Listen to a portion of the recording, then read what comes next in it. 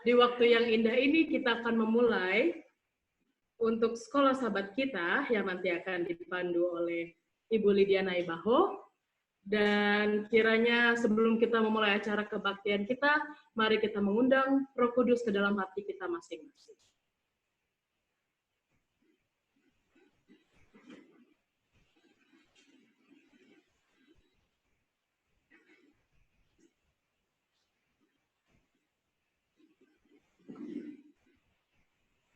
Bagi yang merasa masih diberkati Tuhan sampai pada saat ini, lambaikan tangannya ke dalam depan kamera kita. Lambaikan tangannya, luar biasa. Selamat sahabat, semuanya sudah melambaikan, berarti begitu banyak kasih karunia yang telah diberikan kepada Tuhan, diberikan Tuhan oleh kita. Oke, baik. Pada saat ini, mari kita memulai kebaktian kita. Kita buka lagu Sion nomor 123. Lagu Sion nomor 123, ceritakanlah kisah Yesus, yang akan dipandu oleh pianis. Sama-sama kita buka lagu Sion nomor 123, ceritakanlah kisah Yesus.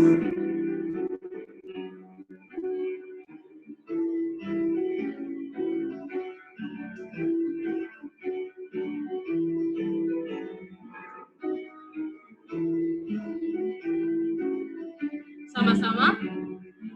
Ceritakanlah kisah Yesus, ukirlah dalam hati, kisah indah sang penebus, indah tiada terperi. Ceritakan kedamaian, menyambut juru selamat. Allah Maha Tinggi, damai di atas bumi. Ceritakanlah kisah Yesus, ukirlah dalam hati, kisah indah sang penebus, indah tiada terperi. Sendiri di belantara, Allah yang berkuasa. Karena kita yang digoda, tapi menang akhirnya. Ketahunya melayani, penuh derita pedih. Dari dari janji, juga dikhianati. Ceritakanlah kisah Yesus, ukirlah dalam hati, kisah indah sang penebus, indah tiada terperi. Ceritakanlah salib Yesus, dan batu yang menembus, yang mati dan dikuburkan, dan bangkit kemudian. Kisah kasih mengharukan, yang nyata diungkapkan. Ku dengar bisik halus, kasih Yesus menebus. Ceritakanlah kisah Yesus, ukirlah dalam hati, kisah indah sang penebus, indah tiada terperi. Untuk doa buka akan dibawakan oleh Ibu Lydia Naibaho. Doa buka dibawakan oleh Ibu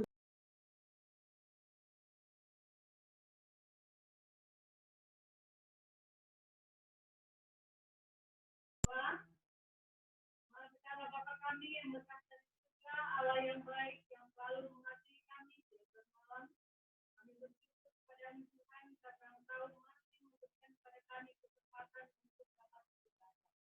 Dan Bapa di surga, di tempat kami masing-masing, kami dapat bersyukur kepada-Mu Tuhan untuk mengucap syukur kepada-Mu. Kami memohon kepada-Mu biarlah Engkau menyertai kami semuanya di tempat masing-masing. Melalui Roh-Mu, supaya kami dapat dipenuhi dengan kuasa Tuhan untuk dapat memahami segala kehendak-Mu dalam setiap kehidupan. Ya Tuhan, biarlah umat-umat Tuhan yang beribadah saat ini Engkau berkati ya Tuhan. Bila mana ada yang sakit, biarlah Engkau sembuhkan tangan-Mu yang maha penyembuh, supaya semuanya dapat segera pulihkan dan disembuhkan. Bila mana ada yang berduka ya Tuhan, biarlah penghiburan dari duka menjadi bagian mereka. Supaya kiranya pada hari Sabat ini semuanya dapat dilegakan dan semuanya siap menerima berkat sukacita dari Tuhan. Tuhan, maka di surga kami akan mulai dengan diskusi sekolah Sabat. Biarlah urapan Tuhan berkuasa atas kami, supaya kami dapat memahami segala sumber-sumber yang Kau telah berikan kepada kami untuk memahami akan hadirnya Tuhan di dalam kehidupan kami untuk bersama Tuhan. Sempurnakan doa kami Tuhan, kami sempatkan doa ini hanya di dalam nama Yesus Tuhan dan Juru Selamat kami. Amin.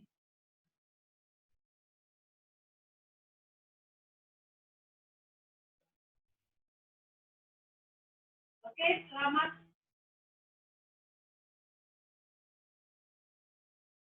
selamat Sabat bagi kita semua. Selamat Sabat.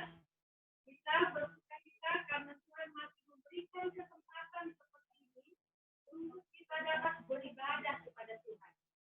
Dengan kesatuan keluarga kita merupakan latihan bagi kita supaya bersama-sama kita dibawa ke dalam kehidupan. Pada Sabat ini kita akan memadukan firman Tuhan dari buku sekolah Sabat kita yang sudah dikirimkan oleh pimpinan-pimpinan kita untuk dapat memahami akan Allah dari sumber-sumber resmi teologi kita. Pelajaran kita, Alkitab sumber teologi kita, sumber resmi teologi kita. Ayat hafalannya saya akan bacakan. Jadilah pengajaran dan kesaksian, siapa yang tidak berbicara sesuai dengan perkataan itu, maka baginya tidak terjadi. Yesaya 8 ayat 20. Tentunya semua agama Kristen membuat Alkitab menjadi patokan pelajaran bagi mereka untuk dapat memahami akan Allah. Tapi Allah telah mengaruniakan kepada kita lingkungan kita, pengalaman kita, dan juga akal yang luar biasa ini untuk dapat lebih mendekatkan diri kita kepada Tuhan. Namun kita memiliki pikiran-pikiran yang perlu dievaluasi. Ketika kita mengevaluasinya, kita kembali kepada Alkitab. Apakah apa yang sudah digambarkan oleh tradisi, pemikiran kita, kemudian akal kita, dan kemudian budaya kita selaras dengan Alkitab, yang mana itu adalah firman Tuhan. Kita memperoleh 5 sumber yang berpengaruh kuat terhadap penafsiran terhadap Alkitab, yaitu tradisi, ya, pengalaman, budaya, akal, dan Alkitab itu sendiri. Kita tahu adalah tradisi adalah kebiasaan yang sudah sejak lama dan menjadi bagian dari kehidupan kita. Kita tidak bisa membuat suatu kebiasaan kita dalam waktu yang saat ini baru, tidak bisa, lambat laun, dan itulah merupakan tradisi. Diukur dengan waktu yang lama. Dan ada agama juga demikian. Kadang terikut dari agama itu kepada tradisi. Ya. Nah, kita mau melihat di tradisi. Bagaimana tradisi itu sendiri tidaklah sebenarnya buruk. Tapi kalau kita lupa diri, mendahulukan tradisi kita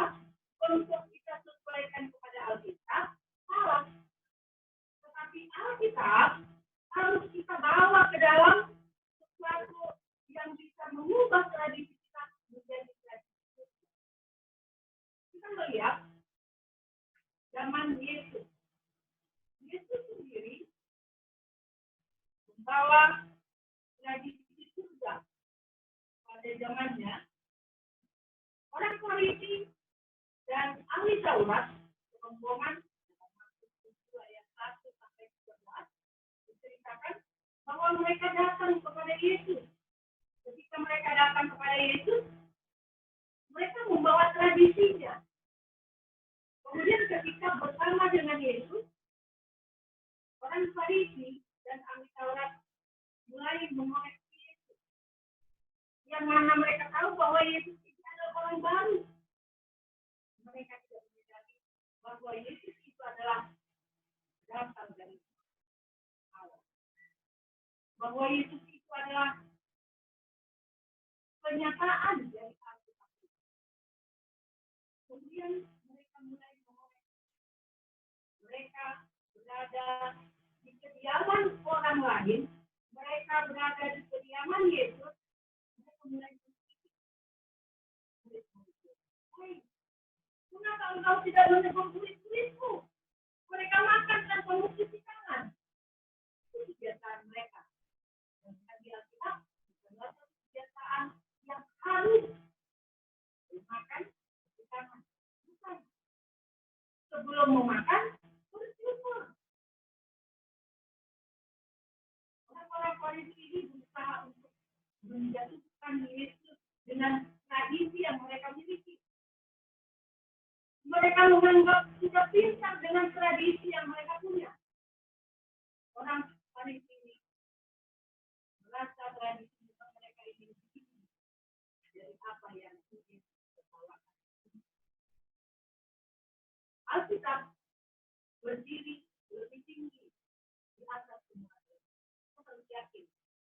Kalau kita tidak yakin itu berarti kita sedang dalam. Saudara-saudara yang dikasihi oleh Tuhan. Itulah pelajaran yang kita dalami dari mau tradisi manapun yang kita anggap bagus, kita tetap harus mengarah kepada Alkitab adalah sumber tradisi yang luar biasa. Saudara yang dikasihi oleh Tuhan, di sini hadir saudara-saudara kita, yaitu Aisha,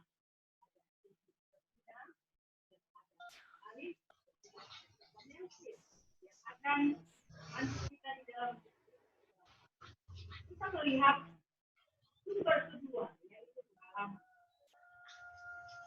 Pengalaman adalah bagian dari hidup kita dan juga merupakan bagian penting dari kerohanian kita.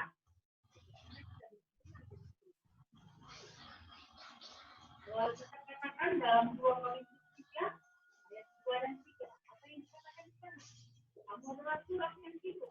Apa yang ada dalam surat itu yang sudah terjadi. Nah, sekarang pertanyaannya kira-kira untuk kita diskusikan dan dijelaskan oleh kita, bagaimana pengalaman kita diaplikasikan pada kerohanian. Sekali lagi, bagaimana pengalaman kita diaplikasikan pada kerohanian. Boleh di sana ada kita yang akan menguraikannya.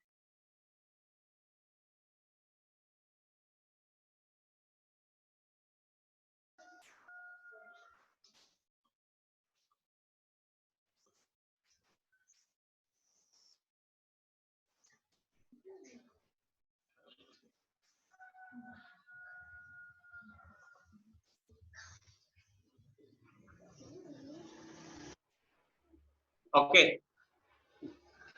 Sekarang masuk ke pengalaman ya, Bu ya. Nah. Oke, kalau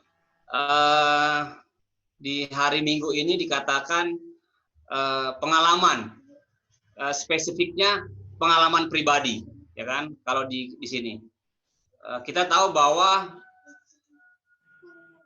ada yang mengatakan bahwa pengalaman itu adalah guru yang utama.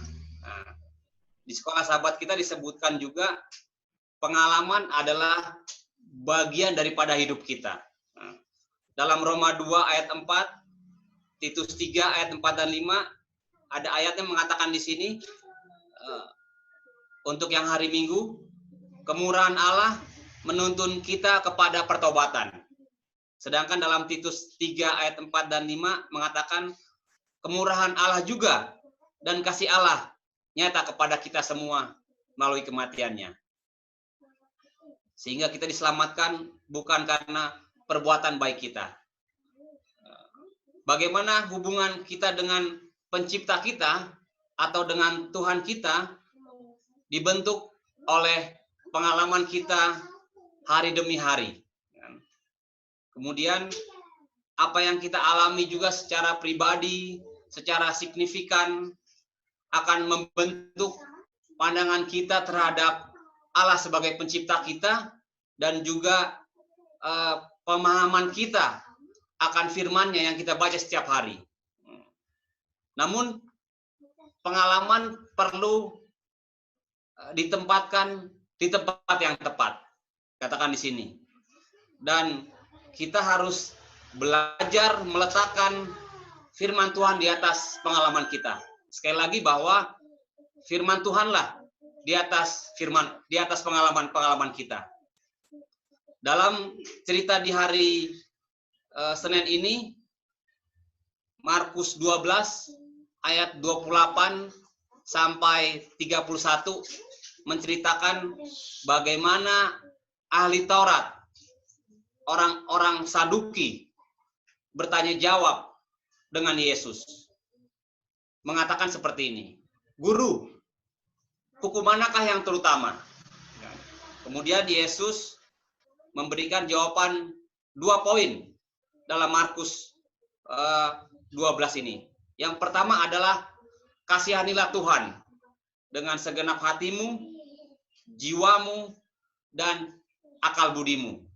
Jawaban yang kedua dikatakan di sini, kasihilah sesamamu manusia seperti dirimu sendiri. 2 perintah ini bisa dijadikan menjadi pengalaman hidup kita. Pengalaman kita mengasihi Yesus, pengalaman kita mengasihi orang lain. Yang terakhir, Allah ingin kita merasakan, mengalami sukacita yang kita dapatkan datang dengan mengenal Yesus sebagai juru selamat kita. Itulah kesimpulan yang kita bisa dapatkan di hari Senin mengenai pengalaman, terutama pengalaman pribadi hidup kita masing-masing. Kembalikan kepada Ibu Siboro.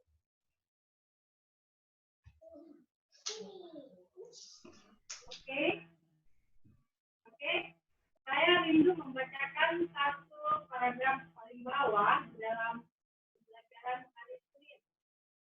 Dikatakan di sana, kadang-kadang kita ingin mengalami sesuatu yang tidak selaras dengan kehendak dan firman Tuhan. Disinilah kita perlu belajar mempercayai Tuhan kita atas segala pengalaman dan keinginan. Kita harus waspada dan memastikan bahwa pengalaman kita harus selalu selaras dengan firman Tuhan dan tidak bertentangan dengan pengajaran Alkitab yang jelas. Tentunya pengalaman bisa menipu ya Pak ya. Tapi kita harus menyelaraskannya, bahkan mengujinya. Apakah dia sesuai dengan Tuhan. Baik, kita akan lanjut kepada budaya. Salah satu sumber yang berpengaruh adalah budaya untuk memahami tentang alat kita. Tidak bisa terlepas dari kehidupan kita. Banyak bagian perjanjian lama yang merupakan kisah bangsa Israel yang tidak dilupakan oleh budaya di sekitarnya. Bahkan zaman Yesus pun seterusnya membuat mereka menjadi salah. Tetapi Tuhan tetap menarik mereka ya, supaya kembali mengenal Allah tentu saja. Di sini ada ibu-ibu, ada topik budaya ini, kira-kira seberapa jauh budaya itu dapat mempengaruhi firman Tuhan? Sepertinya ada bersama dengan kita. Silakan.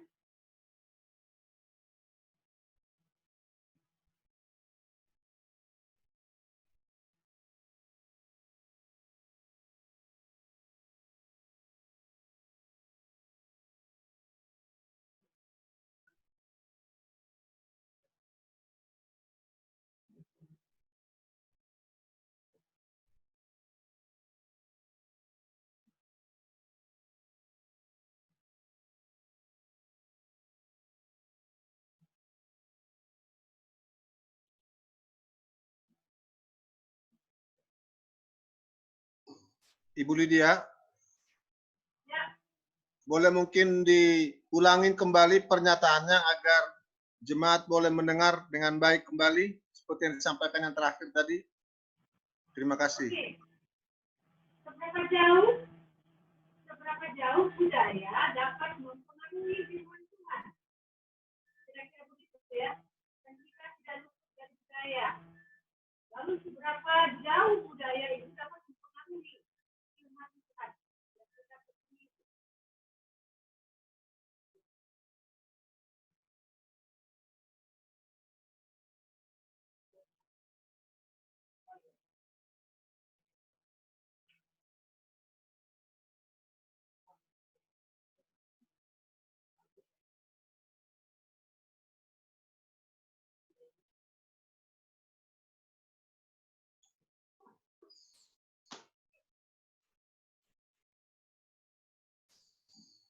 Baik, saudara-saudara, pertanyaan dari Bu Lydia tadi sudah disampaikan. Ini ditujukan kepada semua partisipan Bu Lydia ya.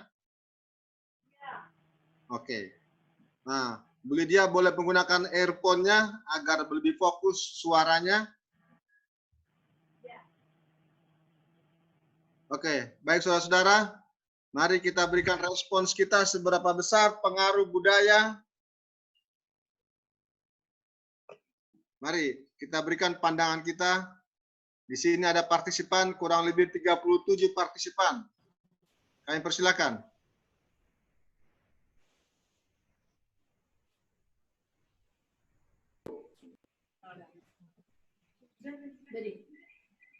Kedengaran?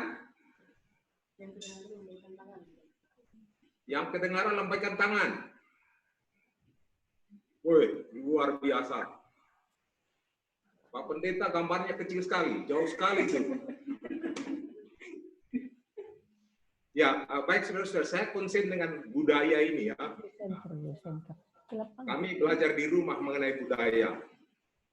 Di dalam ilmu filosofi ada 3 hal di dunia ini yang selalu berkembang. Anggaplah yang pertama adalah disebut peradaban. Nah, ini salah satu yang kita gunakan ini, Zoom, telemeeting atau Zoom meeting ini adalah peradaban. Peradaban itu berkembang. Dari zaman batu, sekarang teknologi Zoom.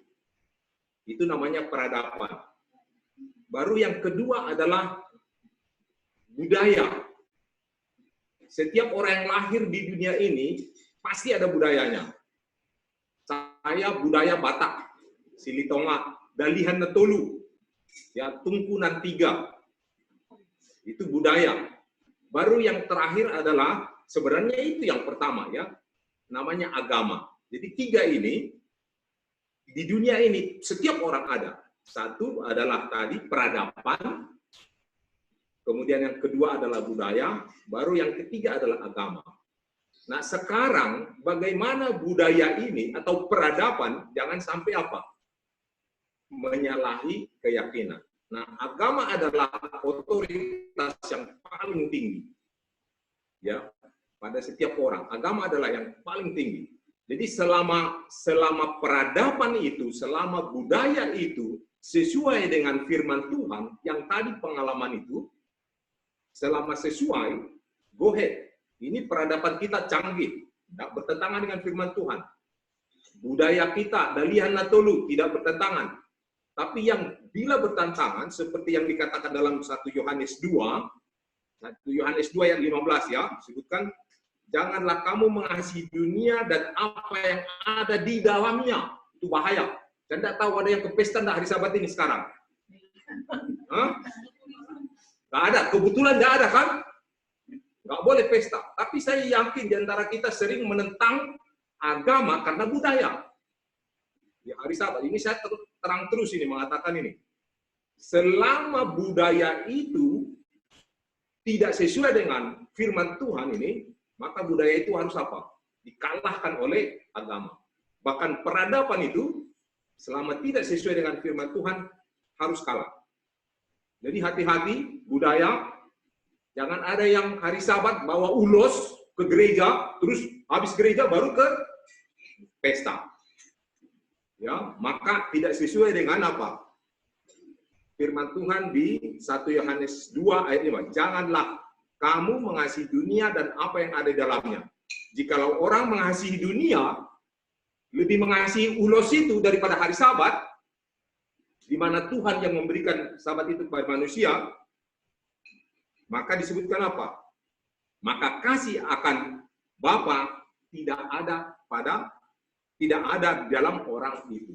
Bahaya banget kalau sampai kasih Bapa di surga itu tidak ada pada kita. Jadi itu sedikit saya konsen dengan budaya. Selama budaya tidak peduli mau Batak, mau Java, mau Ambon, ya mau Pak Aris, ya Pak Aris, dalam salat, lamu tak besuo, ya. Jadi ingat itu, jangan sampai kita kalahkan keyakinan kita, agama dibandingkan dengan budaya, even peradaban juga. Terima kasih, jangan lama-lama.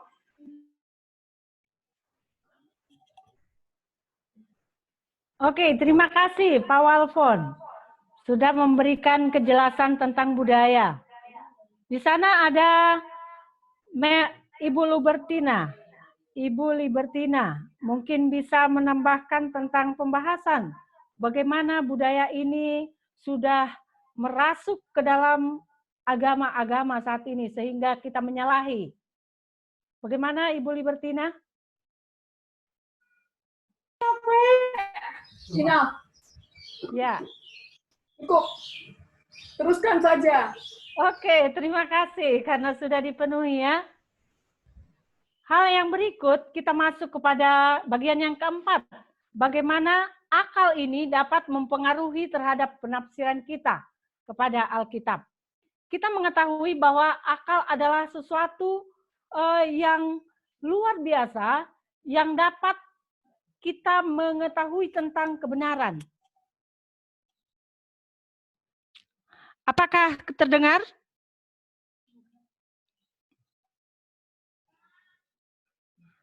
Oke. Kita tahu bahwa akal adalah sumber tertinggi pengetahuan. Akal ini adalah sesuatu yang kita anggap suatu kebenaran. Hanya kita melihat bahwa gerakan rasionalisme yang tadi sudah diceritakan di awal, bahwa akal ini harus dapat dibuktikan dengan logika, analisis, dan juga harus berdasarkan suatu bukti, baru dapat diterima dengan akal. Dalam mempelajari Alkitab ini, kita harus berhati-hati, jangan sampai kita hanya mendahulukan akal.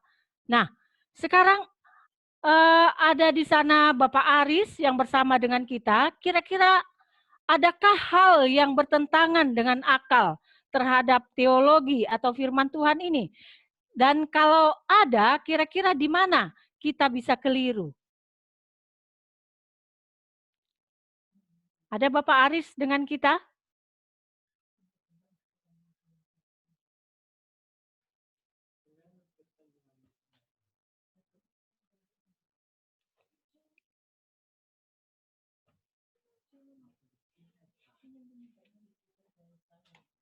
Tidak terdengar suaranya Pak Aris, boleh diaktifkan soundnya, cloud-nya.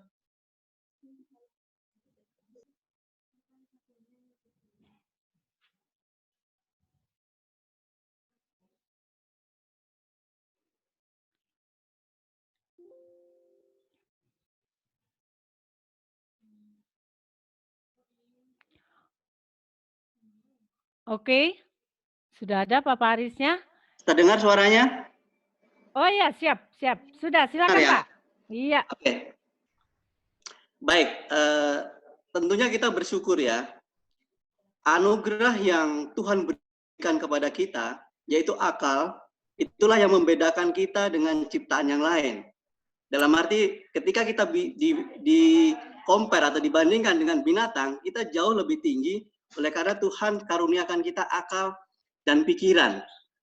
Tetapi yang menjadi persoalannya adalah ketika akal dan pikiran itu menjadi dasar kebenaran kita, di dalam kita menentukan atau memahami akan firman Tuhan. Contohnya, ketika segala sesuatu harus dibuktikan dengan logika, dan segala sesuatu itu menjadi benar apabila sesuai dengan akal kita, itu yang akan menjadi masalah. Karena apa? Satu, kehidupan kita semakin lama dan semakin merosot karena kita tinggal di dunia yang penuh dengan dosa. Yang kedua, kita adalah ciptaan yang mana kita tidak bisa mungkin untuk memahami apa yang menjadi keunggulan atau kelebihan daripada Sang Pencipta. Contohnya, ketika Tuhan Yesus membangkitkan orang mati, secara akal pikiran kita sebagai manusia, tentu kita tidak akan percaya bahwa orang bisa membangkitkan orang mati. Atau ketika Musa menyeberangi Laut Merah, secara logika kita sebagai manusia, tentu kita tidak akan percaya, dan itu bukan suatu kebenaran ketika dihadapkan kepada kita, laut terbelah dan bangsa Israel menyeberanginya. Nah, itu yang akan menjadi masalah ketika akal pikiran kita menjadi dasar kebenaran di dalam kita mempelajari Alkitab firman Tuhan. Tetapi sebaliknya, apabila akal pikiran kita ini kita gunakan dengan baik dan benar, seperti yang Rasul Paulus katakan, ketika dia tawan hatinya, pikirannya di hadapan Tuhan Yesus, dia serahkan sepenuhnya kepada Tuhan Yesus, seperti yang tercatat di dalam buku 2 Korintus pasal 10 ayat yang ke-5, maka kita akan dituntun. Kita akan dituntun. Roma 8 sebutkan bahwa kita tidak dapat berdoa, Roh Kudus yang dapat memimpin kita. Artinya, ketika pikiran kita, akal kita serahkan kepada Roh Kudus yang memimpin kita, maka kita akan apa? Kita akan dapat memahami kebenaran firman Tuhan. Jadi, akal pikiran yang Tuhan sudah karuniakan kepada kita, harusnya Alkitab tetap yang lebih tinggi, atau firman Tuhan yang lebih tinggi, yang menuntun kita, sehingga kita bisa memberikan kesimpulan, menarik kesimpulan dari firman Tuhan itu sesuai dengan apa yang Tuhan kehendaki. Terima kasih, Bu Lydia. Oke, terima kasih. Jadi di dalam setiap pemahaman akan apa yang sudah kita dapatkan dengan akal kita ini, kita tetap perlu diterangi oleh firman Tuhan ya. Karena sudah dipesankan oleh kitab Amsal, dikatakan takut akan Allah adalah permulaan pengetahuan. Sejauh mana pengetahuan kita yang sudah kita gali, tetap kita takut akan Tuhan, begitu ya. Oke, yang berikut sudah sangat jelas ya. Kepada yang keempat, yaitu Alkitab. Alkitab sumber teologi kita. Ketika Yesus di dunia ini, Yesus menggunakan Alkitab yang ada di Perjanjian Lama, yang dikatakan Yesus kepada murid-muridnya dan bahkan orang Farisi di saat itu dikatakan, jika engkau percaya kepada kitab Musa, maka engkau akan percaya kepadaku. Jadi dia juga menggunakan Alkitab ya. Nah, ada juga orang yang mengaku-ngaku menerima ilham yang diperintahkan dari Roh Kudus, namun kelihatannya bertentangan dengan ajaran Alkitab. Lalu dia mengikuti tuntunan Roh Kudus menurut dia. Nah, ini kita harus hati-hati juga. Ada dalam bahaya. Kira-kira di sini ada Pak Melvin yang bersama dengan kita. Bagaimana harusnya pengaruh Roh Kudus itu terhadap teologi atau firman Tuhan yang kita pelajari ini?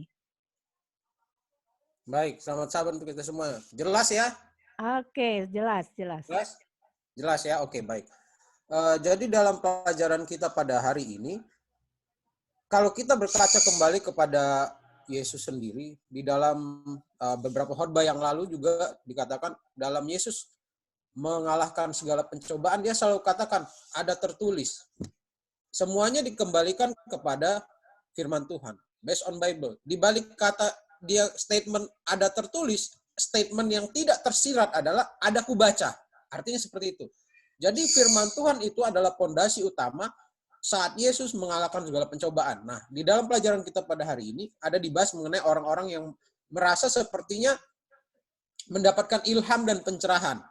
Dia seolah-olah mengatakan itu dituntun oleh Roh Kudus. Yang paling penting dalam kita mempelajari firman Tuhan adalah sudah pastikah kita benar-benar berdoa kepada Tuhan meminta tuntunan Roh Kudus? Ataukah kita hanya membaca Alkitab itu dengan dorongan hati kita sendiri? Karena saat kita membaca itu dengan dorongan hati kita sendiri, ingat, hati kita ini manusia hatinya punya tendensi yang jahat. Alkitab yang katakan sendiri. Jadi kalau kita baca firman Tuhan dengan dorongan hati kita sendiri, tanpa benar-benar meminta tuntunan Roh Kudus, bisa jadi kita bukan dituntun oleh Roh Kudus. Dan bisa jadi itu kita sedang dituntun oleh roh halus, ya. Sehingga itulah yang mungkin membuat kita keluar dari konteks, ya. Kalau kita baca Alkitab banyak ayat yang bisa kita bolak-balikan dengan statement-statement kita sendiri, kita bisa justrunya jadi kacau dan tersesat. Nah, di dalam pelajaran hari Kamis ini, firman-nya tidak ada yang salah. Penafsiran yang salah bisa membawa pikiran kepada hal yang salah, dan kalau kita bagikan juga akan membimbing orang kepada hal yang salah. Saya ingin bawa kita membuka Alkitab di dalam 1 Yohanes 4. Ya. Di dalam 1 Yohanes 4 itu jelas dikatakan, ayat yang pertama, saudara-saudaraku yang kekasih, janganlah percaya akan setiap roh, tetapi ujilah roh-roh itu apakah mereka berasal dari Allah, sebab banyak nabi-nabi palsu yang telah muncul dan pergi ke seluruh dunia. Statement nabi-nabi palsu itu, dan juga istilahnya Kristus palsu itu, dia tidak membawa firman yang lain, dia membawa firman Tuhan. Tapi penafsiran yang berbeda akan menghasilkan kesimpulan yang berbeda. Dan kesimpulan yang berbeda itulah salah satu yang bisa membuat begitu banyak denominasi di dalam dunia ini. Ya. Jadi yang pondasi utamanya adalah firman Tuhan. Seperti pelajaran kita sahabat hari ini, Roh Kudus jangan dipahami sebagai pengganti firman Tuhan. Roh Kudus itu adalah penuntun kepada firman Tuhan.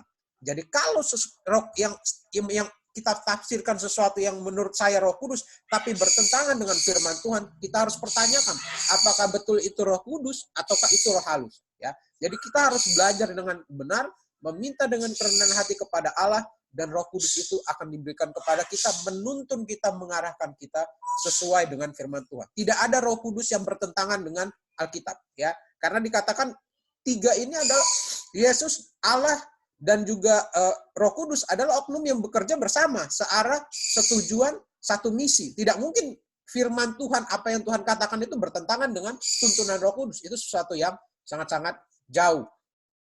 Ya, jadi sudah pasti kalau sesuatu yang kita tafsirkan itu kita katakan di bawah tuntunan Roh Kudus tapi bertentangan dengan Alkitab, maka pertanyaannya, apakah Anda yakin benar-benar itu Roh Kudus yang menuntun Anda? Ataukah itu sesuatu yang saya katakan tadi? Mungkin itu pekerjaan dari roh halus. Mungkin itu yang bisa saya sampaikan. Oke, terima kasih Bapak Melvin yang sudah menguraikan bagi kita bagaimana Alkitab itu merupakan sumber atau satu-satunya kebenaran. Dalam Alkitab juga Yohanes 17 ayat 17, kuduskanlah mereka dalam kebenaran, firman-Mu adalah kebenaran. Mau tidak mau kita pasti harus menerima bahwa Alkitab adalah kebenaran. Sudah selesai, saya pikir ada hal-hal yang perlu kita berikan masukan untuk menyatukan pendapat kita, atau ada pertanyaan kepada audiens yang sudah bergabung di sini, diberikan waktu 5 menit.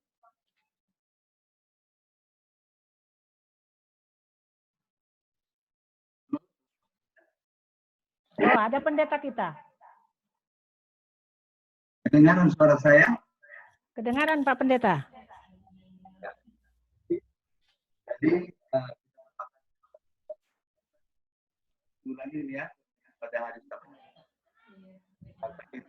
banyak diberikan masukan-masukan ya lewat pelajaran kita yang kita sudah pelajari, bahkan juga kita telah sharing saat ini. Saya hanya sedikit memberikan masukan atau tambahan tentang Alkitab ini. Saya mau sampaikan para teolog sebenarnya, ya dosa terbesar daripada seorang teologi adalah bila mana dia menafsirkan Alkitab keluar dari konteks. Sesungguhnya Alkitab tidak pernah bertentangan. Dan ketika kita membaca Alkitab, kalau bertentangan bukan Alkitab yang bertentangan, tapi orang yang sedang menafsirkan itu yang bertentangan. Itu sebabnya perlu saya sampaikan bahwa dalam menerjemahkan, menafsirkan Alkitab, kalau sahabat yang lalu saya sudah berikan, kita mempelajari di sekolah ya ada namanya 3 hal yang perlu kita perhatikan dalam menafsirkan Alkitab supaya benar. Yang pertama itu adalah yang disingkat dengan 3P. P yang pertama pengamatan. Ya, jadi sebelum kita menafsirkan Alkitab, kita harus amati ayat itu. Ya, harus amati di pasal itu konteksnya apa. Ya, siapa berbicara, kepada siapa berbicara, kenapa dia berbicara seperti itu, apa yang sedang dibicarakan, dan apa pekabarannya kepada kita saat ini. Jadi itu harus jelas, ya. P yang pertama pengamatan ini dalam istilah teologi dia sebutkan adalah exegesis. Ya, jadi kita harus apa? Amati dulu. Lalu yang kedua, setelah diamati dengan benar dalam pasal itu, dalam buku itu, dalam konteks yang lebih luas, yang berbicara tentang apa yang kita sedang tafsirkan, bicarakan itu, barulah masuk kepada P yang kedua. P yang kedua ini adalah penafsiran. Dalam ilmu teologi disebutkan adalah itu hermeneutik. Ya. Jadi sama itu dengan menafsirkan tulisan Ellen White. Kalau dia bilang pada tahun yang lalu, pada tahun 1800-an, sepeda itu terlalu mahal, ya kalau itu dimiliki oleh seorang pengerja atau pendeta, maka tidak boleh kita tafsirkan ya sebelum kita amati apa situasinya dengan sepeda waktu itu. Nanti kalau kita terus tafsirkan sekarang jadi melenceng kita, ya. Tapi pada saat itu sepeda itu adalah satu bahan yang apa? Yang paling mahal pada ketika itu. Jadi prinsipnya adalah perlu apa? Kita menghindari namanya yang mahal-mahal tapi perlu sederhana. Sehingga kita bisa tafsirkan ke sekarang. Lalu setelah kita amati, tafsirkan dengan baik, barulah kita tiba kepada P yang ketiga yang disebut dengan ya penerapan. Penerapan itu dalam istilah kita, istilah teologi adalah disebutkan homiletika. Itu sebabnya kalau orang sudah berkhotbah, homiletik itu adalah ilmu berkhotbah. Nggak boleh lagi dia berkhotbah di depan memakai bahasa-bahasa yang sulit. Tetapi dia sudah dia terima prinsipnya, tinggal dia sampaikan pekabarannya untuk saat kita saat ini. Apa prinsip? Kira-kira begitu. Ya sama seperti yang dilakukan oleh banyak orang dalam Matius pasal yang ke-15 yang dibicarakan tentang contoh di ayat yang ke-11, camkanlah dalam mulut tidak menajiskan orang, tapi yang keluar dari mulut itulah yang menajiskan orang. Jadi kalau satu ayat ini kita tarik dari konteksnya, kita tafsirkan, itu yang makanya banyak orang umat-umat beragama, orang Kristen yang keliru. Kenapa? Oleh karena dia tafsirkan dengan akalnya, oh yang penting kan masuk apa saja, mau bekicot masuk, mau apapun, yang penting tidak muntah, ya. Dan kemudian dia tidak tahu, tidak baca seluruhnya, konteksnya. Nah, ini bahaya. Tapi setelah kita baca, kita dapatilah rupanya adat istiadat orang Yahudi yang kental seperti orang Batak ini membuat adat itu lebih tinggi dari firman Allah. Allah memang yang memberikan adat, ya budaya itu, dan budaya itu penting contohnya. Tetapi harus diterangi oleh firman Allah. Setelah kita baca, apa yang kita bisa lihat di sana, rupanya yang disebutkan adalah bahwa murid-murid itu menegur orang Farisi, ahli Taurat menegur orang Farisi karena makan dengan dengan tangan tidak dibasuh. Itu aja prinsipnya. Iya. Dengan tidak tangan basuh, akhirnya apa yang terjadi? Ya disebutkan gandum yang halal itu jadi haram. Jadi yang mau saya sampaikan di sini adalah yang perlu, ya apapun situasinya, ya kita harus selalu belajar firman Allah dan biarkan dirinya menafsirkan dirinya. Sehingga apakah akal, budaya, dan lain sebagainya akan diterangi oleh firman Allah. Kalau diterangi firman Allah, maka ketika kita jalani, itu akan benar di dalam kehidupan. Kira-kira itu tambahan sedikit kepada kita. Oke, terima kasih. Terima kasih Bapak Pendeta. Mungkin dari Bapak Melvin masih ada mau ditambahkan sebagai kesimpulan? Ya, mungkin seperti yang sudah dikatakan Pak Pendeta tadi, kesimpulannya adalah segala sesuatu yang kita lakukan, budaya, akal pikiran kita harus kita pastikan itu semuanya selaras dengan Alkitab, dengan firman Tuhan. Dan mintalah tuntunan Roh Kudus. Tanpa tuntunan Roh Kudus, saya yakin kita akan terdorong menerjemahkan Alkitab dan menafsirkannya dengan dorongan hati kita sendiri, yang bisa jadi sangat mudah sekali punya tendensi kekeliruan. Ya. Jadi pentingnya bagi kita mempelajari Alkitab dengan tuntunan kita mengaplikasikannya ke dalam pengadilan. Oke, terima kasih. Kalau saya bisa tambahkan sedikit, kepada kehidupan kita sehari-hari, kalau kita membeli suatu benda elektronik, biasanya kita mendapatkan suatu panduan ya, bagaimana memahami penggunaan benda tersebut. Allah telah menciptakan kita. Di dalam firman Tuhan ini, Alkitab mengatakan, di dalam firman-Nya Allah telah menyampaikan kepada manusia pengetahuan yang perlu untuk keselamatan. Jadi biarlah kita tetap mempelajari Alkitab, karena dengan pengalaman, budaya, juga akal, tradisi merupakan sumber bagi kita supaya kita semakin memahami Alkitab tersebut. Demikianlah pembahasan kita dalam diskusi Sekolah Sabat pada saat ini. Terima kasih, kami akan kembalikan kepada hostnya.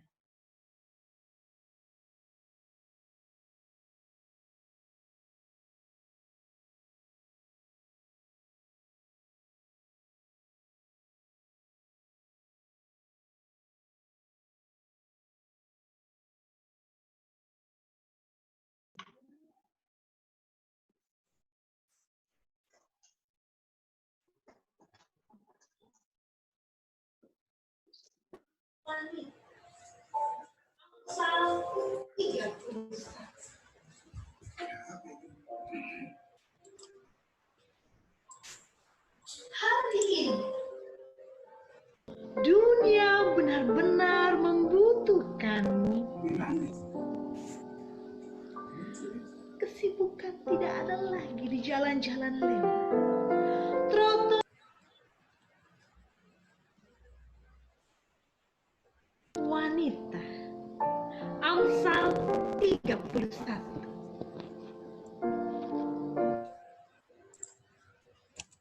Beda di situ sama di sini.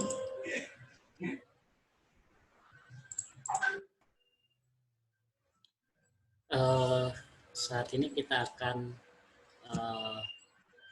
mendengarkan bacaan persembahan dan sekaligus doa persembahan yang akan dibawakan oleh Ibu Pendeta Sitomea.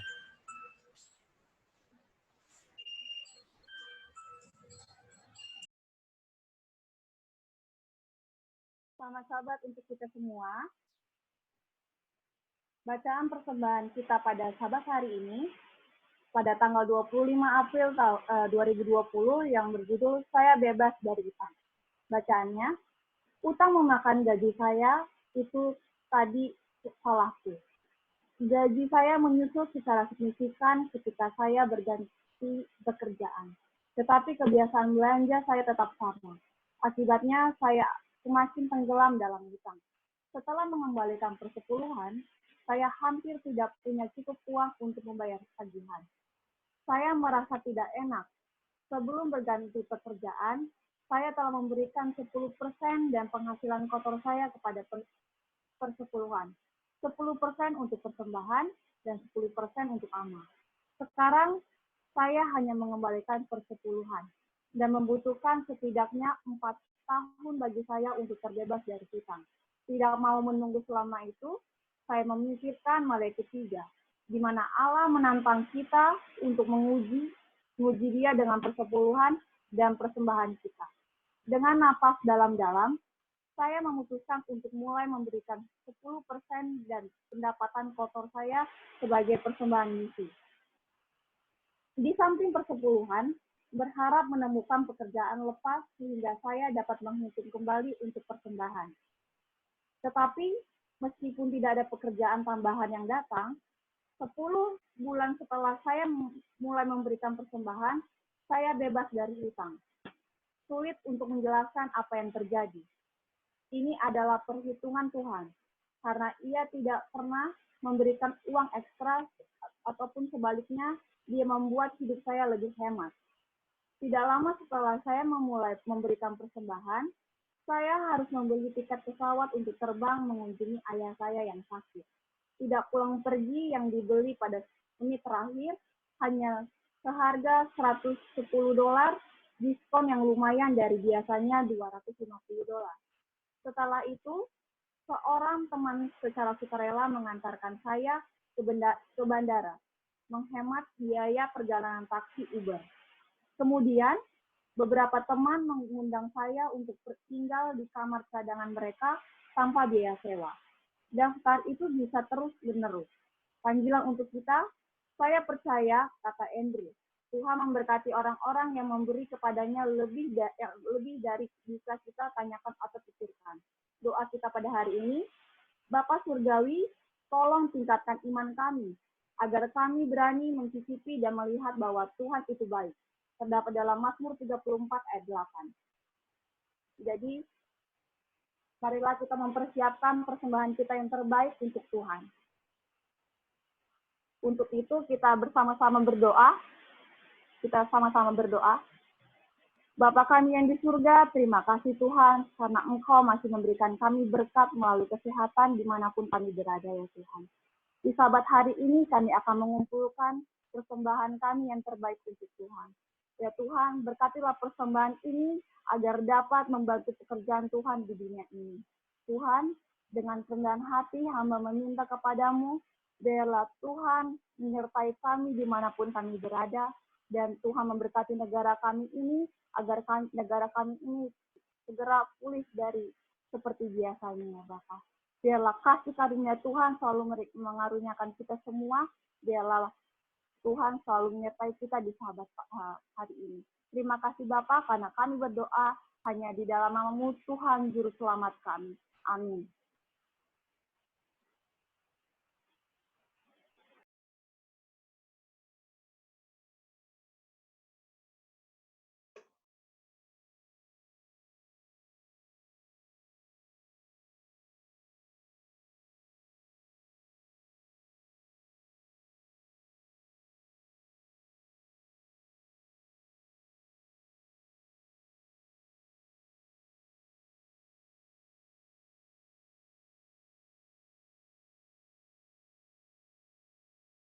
Wanita.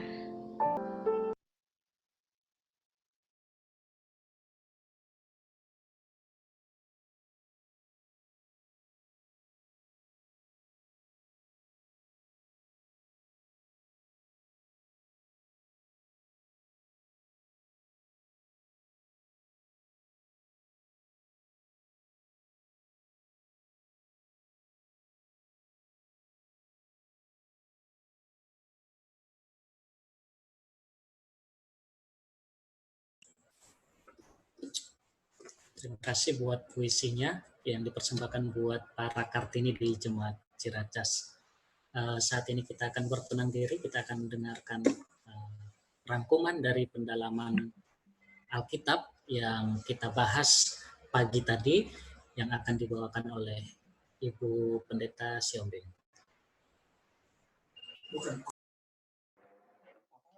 Baik, selamat sahabat baik kita semua. Suara saya terdengar. Terima kasih kepada Bapak Endi, Saudara Endi yang sudah memandu kita dalam ibadah kali ini. Sebelumnya, mari kita berdoa terlebih dahulu. Kita berdoa bersama-sama. Bapa kami yang di surga, terima kasih oleh karena penyertaan dan kasih Tuhan bagi kami masing-masing, khususnya Jemaat Ciracas. Engkau berikan kami kesempatan yang indah untuk dapat memuji menyembah Engkau pada sabat ini. Biarlah setiap pikiran kami dimanapun kami berada saat ini, di rumah kami masing-masing. Biarlah Tuhan menolong kami untuk dapat memahami firman-Mu, memberikan kami roh kerendahan hati, untuk dapat menerima setiap firman Tuhan, agar kami dapat mengikuti rencana Tuhan dalam kehidupan kami masing-masing. Terima kasih Bapa, biarlah kuasa Roh Kudus boleh juga menguasai saya, sehingga dengan demikian setiap firman yang saya sampaikan boleh menjadi kekuatan, boleh menjadi berkat sukacita, kepujian, kemuliaan bagi nama-Mu. Di dalam nama Yesus kami berdoa. Amin. Baik, selamat sahabat bayi kita semua. Terima kasih pada sahabat yang indah ini, kita dapat kembali beribadah, sekalipun hanya lewat Zoom kita bertemu. Namun yang pasti, pastikan saudara beribadah di dalam rumah. Jangan ada yang beribadah di jalan-jalan ya, harus berada di dalam ruangan. Itu sudah harus pasti. Dan saudara-saudara, saat ini kita sangat terberkati dengan pertolongan Tuhan, kita dapat sehat, saya dapat mengimani dan meyakini itu bahwa kita semua ada dalam keadaan sehat.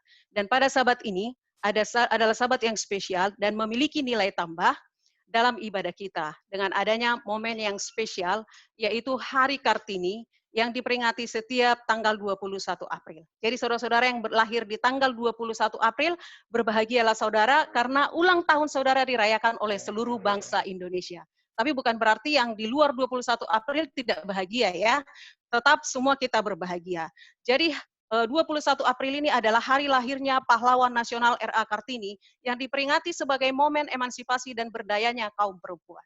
Untuk itu secara khusus saya menyampaikan apresiasi kepada seluruh perempuan di jemaat di Ciracas. Terima kasih untuk dedikasinya. Terima kasih untuk pengorbanannya. Terima kasih untuk cintanya. Baik itu untuk keluarga, untuk jemaat, untuk komunitas Anda, untuk teman-teman, sahabat, untuk masyarakat luas dimanapun berada. Kepada seluruh perempuan jadi jemaat Ciracas, Anda sangat berharga bagi Tuhan. Anda sangat spesial baginya. Anda sangat dikasihinya dalam semua keterbatasan Anda. Kepada seluruh perempuan di jemaat Ciracas, Anda adalah perempuan yang spesial, perempuan yang cantik, perempuan yang dapat dibanggakan oleh anak-anak, oleh suami, bos Anda di kantor, perempuan yang dapat dibanggakan oleh teman. Anda sangat berbeda karena Anda perempuan yang tiada duanya di dunia ini. Jadi berbahagialah saudara, karena Anda istimewa. Istimewa bukan karena memakai sepatu yang mahal atau bagus. Istimewa bukan karena wajah yang sempurna dan simetris. Bukan karena punya uang tunai yang banyak.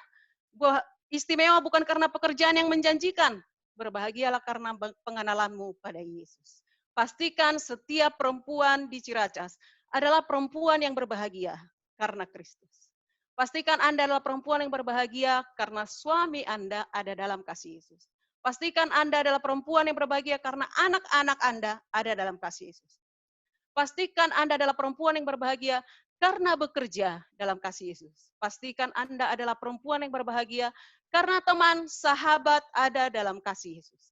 Pastikan Anda adalah perempuan yang berbahagia karena iman dan pengharapan Anda ada dalam Yesus. Untuk semua perempuan di jemaat Ciracas, kita dipanggil untuk berdoa. Ellen G. White, seorang wanita pendua, memberi kita nasihat. Tidak ada waktu atau tempat yang tidak pantas untuk mengajukan permohonan kepada Tuhan. Tidak ada yang dapat mencegah kita mengangkat hati kita dengan semangat doa yang sungguh-sungguh. Dalam kerumunan jalan, dimanapun Anda berada, di tengah-tengah kerja bisnis, kita dapat mengirimkan permohonan kepada Tuhan dan memohon bimbingan ilahi.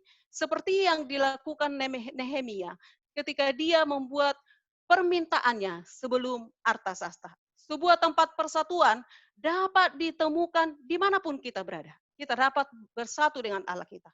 Kita harus memiliki pintu hati terbuka secara terus-menerus dan undangan kita naik agar Yesus dapat datang dan tinggal sebagai tamu surgawi di dalam jiwa. Doa adalah nafas jiwa, rahasia kuasa rohani yang membuat kesehatan jiwa tetap terpelihara. Doa mempererat hubungan kita dengan sumber kehidupan dan menguatkan urat saraf. Jika kita melalaikan jam doa dan berdoa hanya sekali-sekali saja, maka kita akan kehilangan pegangan kita kepada Allah. Kita bisa berhubungan dengan Tuhan di dalam hati. Sementara mengerjakan pekerjaan kita setiap hari, kita boleh mengungkapkan kerinduan hati kita yang tidak didengar oleh telinga orang lain, tetapi tetap dapat didengar Tuhan. Suara doa itu dapat mengatasi keributan di jalan raya atau dengungan bunyi mesin. Kita dapat berbicara kepada Allah dalam hati, dan dalam doa kita pun didengarnya.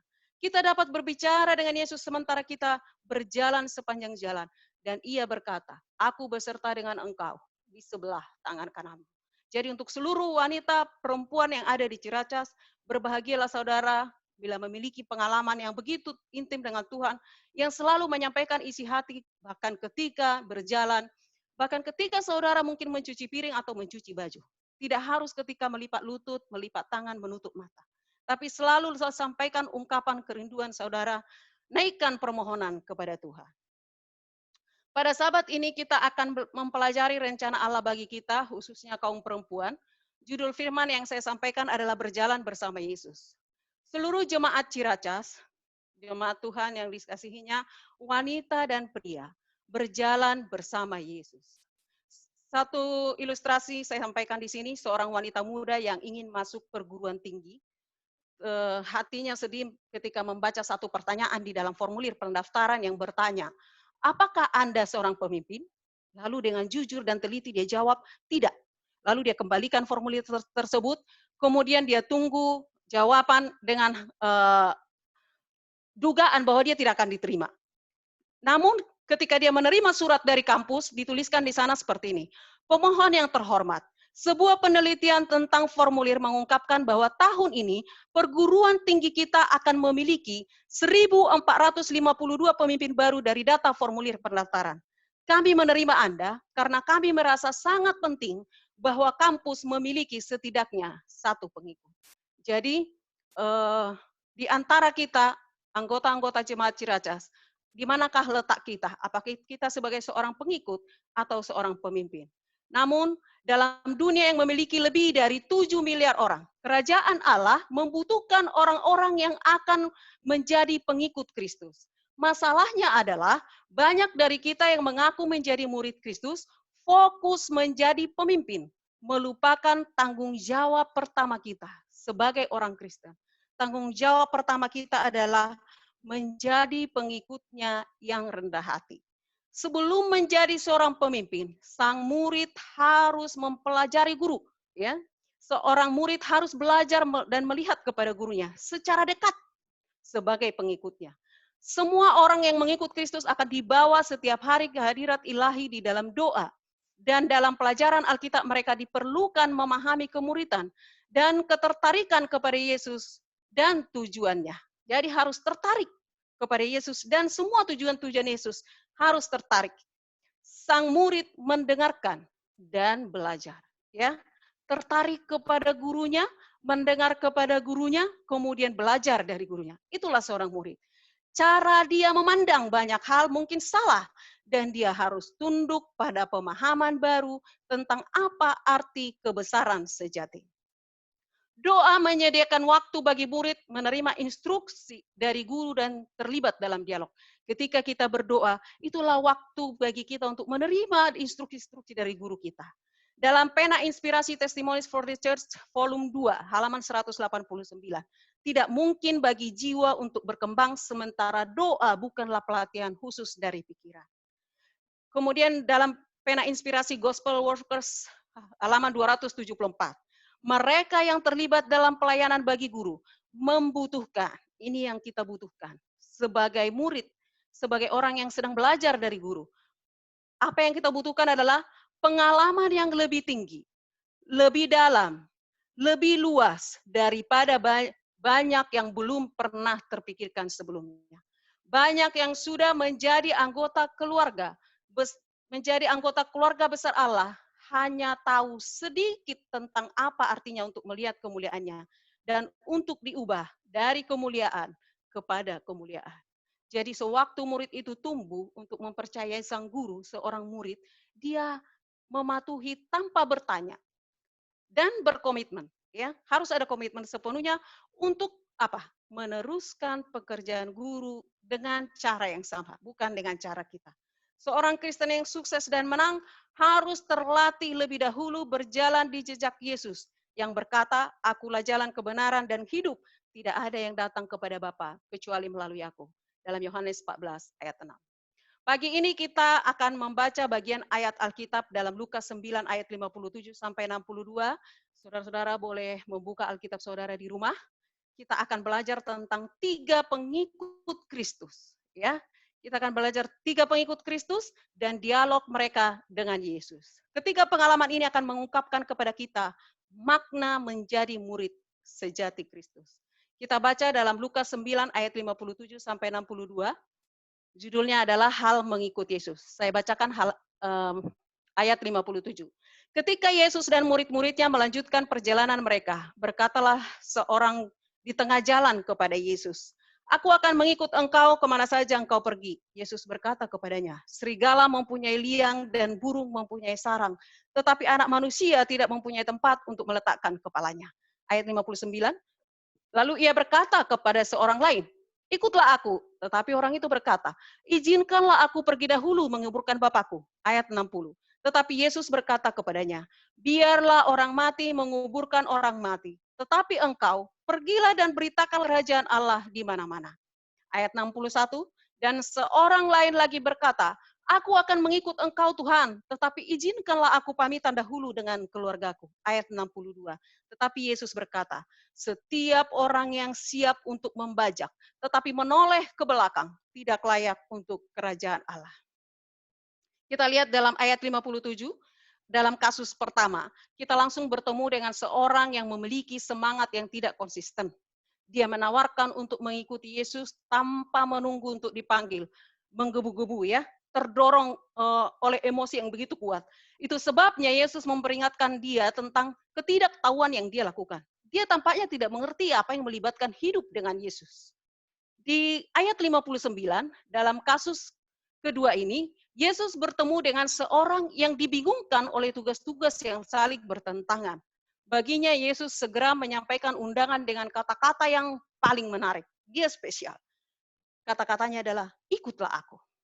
Tetapi tanggapan pria ini menunjukkan bahwa dia dihadapkan dengan kehilangan orang yang dicintai. Jika demikian, ia mungkin berduka dan ingin menguburkan ayahnya sebelum ia mengikuti Kristus. Dia merasakan dorongan kuat untuk mengikuti Kristus, tetapi ada hal-hal lain. Dia dikonsumsi oleh tanggung jawab mendesak lainnya yang mengambil prioritas utama. Orang ini berada pada titik kritis dalam hidupnya. Dan haruskah dia mematuhi tugas suci untuk mengikuti Yesus? Dia tahu bahwa tidak ada sesuatu pun di dunia ini betapa pentingnya harus dibiarkan datang antara Kristus dan dia. Di ayat 61, dalam kasus yang ketiga, kita menemukan orang yang memiliki pikiran yang terbagi. Dia mengungkapkan kesediaannya untuk mengikuti Yesus dengan mengatakan, "Saya akan mengikut engkau Tuhan." Tetapi menyimpulkan dengan mengatasi, dia katakan, "Saya harus kembali mengucapkan selamat tinggal dulu kepada keluargaku." Kita melihat bahwa dia tahu mengikut Kristus adalah hal yang benar untuk dilakukan, tetapi pertama-tama dia ingin menyelesaikan urusan sendiri dengan caranya sendiri. Ini mungkin alasan yang masuk akal karena tidak ingin mengikuti Yesus tanpa penundaan. Lalu berapa banyak di antara kita yang menggunakan alasan serupa? Apakah saudara dan saya memiliki pengalaman yang sama? Kita terburu-buru menawarkan diri dan kemudian melanggar janji kita. Saya pernah mengalaminya. Dan itu pergumulan yang sangat hebat untuk saya dapat kembali menepati janji saya kepada Tuhan. Ya, mungkin pernah di antara kita seperti saya memiliki janji yang terburu-buru atau memiliki penundaan-penundaan. Tapi dengan pertolongan Tuhan, kita menggumulinya setiap hari. Itu yang saya alami. Yesus memperingatkan kita bahwa sebelum kita menjawab panggilan, kita perlu menghitung harga atau nilai dan memahami konsekuensinya. Pagi ini kita akan mempertimbangkan 3 aspek pemuritan. Yang pertama, dipanggil pada pemuritan. Berikutnya, nilai pemuritan. Dan yang akhirnya adalah konsekuensi pemuritan. Dalam Lukas 9 ayat 23, katanya kepada mereka semua, "Setiap orang yang mau mengikut aku, ia harus menyangkal dirinya, memikul salibnya setiap hari dan mengikut aku." Mengambil, mengikut, menyangkal. memikul salib kita. Kami pernah, saya dan pendeta memiliki pengalaman berkunjung ke salah satu rumah anggota, tapi bukan jemaat Ciracas ya, jemaat yang lain, karena beliau itu kami kenal, kami kunjungi, lalu ada masalah di dalam rumah tangga, dan sangat pelik. Kemudian ketika curhat kepada pendeta, pendeta katakan, itulah salib ibu, harus ibu pikul. Saudara tahu apa yang dia katakan? Tidak pendeta, itu bukan salib saya. Yesus sudah bawa salib itu, sudah dia taruh di pundaknya, sudah dia pikul. Tidak ada salib saya, itu salib Yesus. Sudah dia pikul, sudah itu bukan salib saya lagi. Itulah yang dia katakan. Jadi seperti menghindar ya. Tetapi dalam Lukas 9 ayat 23 dengan tegas dan jelas dikatakan, yang mau mengikut Yesus harus menyangkal dirinya, memikul salibnya. Bukan hanya ketika setahun saja memikul salib, tetapi seumur hidup. Kita akan mempertimbangkan 3 aspek pemuritan yang pertama, yaitu panggilan untuk pemuritan. Perintah pertama untuk ikutlah aku, bergema selama berabad-abad ketika kita memutuskan untuk menjawab panggilan Yesus ini adalah keputusan yang mengubah hidup, yang harus dibuat oleh siapapun. Tetapi dunia penuh dengan suara-suara, semua berteriak-teriak untuk meminta perhatian kita. Banyak menuntut waktu, energi, dan komitmen kita.